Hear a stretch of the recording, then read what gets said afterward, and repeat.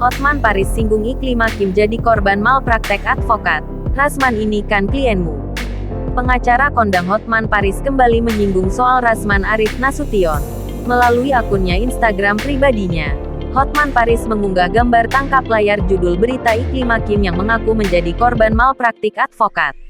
Rasman, sudah berapa orang klienmu yang mengadu via media sosial? Kata Hotman Paris di Instagram pribadinya dikutip pada Selasa tanggal 11 Juli tahun 2022. Pengacara bergaya nyentrik itu menyinggung soal kelakuan Rasman yang hendak menjatuhkannya. Junior mau coba jatuhkan yang super senior, ujar Hotman Paris lagi. Lebih lanjut, Hotman Paris juga mempertanyakan mengapa Rasman masih belum diperiksa oleh organisasi advokat. Sebab menurutnya, bukan baru sekali Rasman diprotes oleh klien seperti ini.